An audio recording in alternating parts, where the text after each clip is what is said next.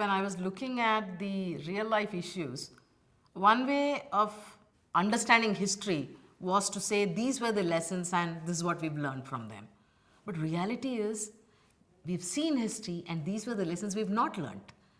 And because the industry continues not to learn those lessons, we continue to have the challenges that we have today. If I were to categorize them, I'd look at four major segments.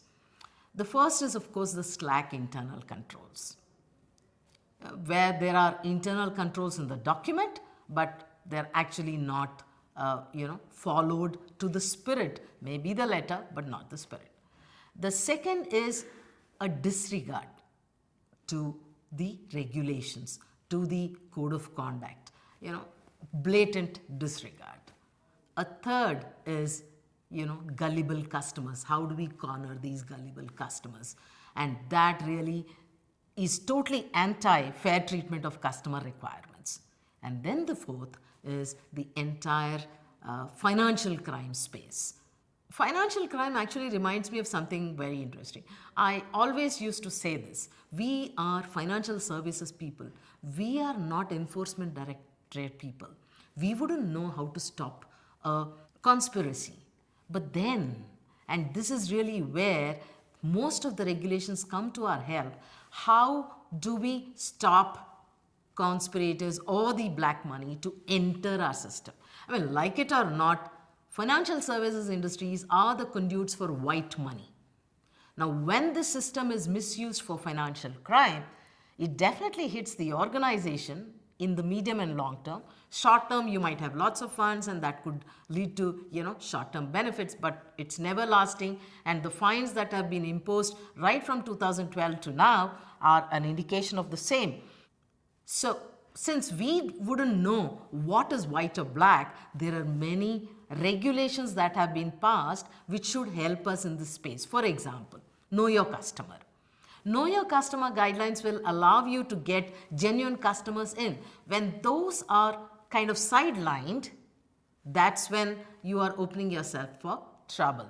So these are really the four big categories, and there are lessons galore. There are organizations which were huge banks on this face of earth which have just disappeared. BCCI is an example. Bear Stearns is an example. Lehman Brothers is an example. I mean, these were names that we as financial services industry people would respect in their heydays. But the way that they have disappeared, it all points to the fact that these have been lessons that, and these are all not at the same time. You would see bank failures across the time frame, and still there is that feeling until it comes to me, it doesn't happen at all. Truth is, and friends, this is very, very important. The truth, as we have seen, is that there is intense scrutiny, intrusive supervision that will bring it out, if not today, in a short span, with a lag, but it would. And therefore, perhaps it's time those who do not learn lessons of history would repeat them. It is not at the cost of your organization. And one of the regulators made a very interesting distinction. Organizations themselves do not do compliance breaches. It is the staff and the management of the organizations that do. And therefore, this persona distinction between an organization and its management and staff has to be drawn, and there needs to be a structure around the management and staff such that the organizations continue to be having sustainable growth.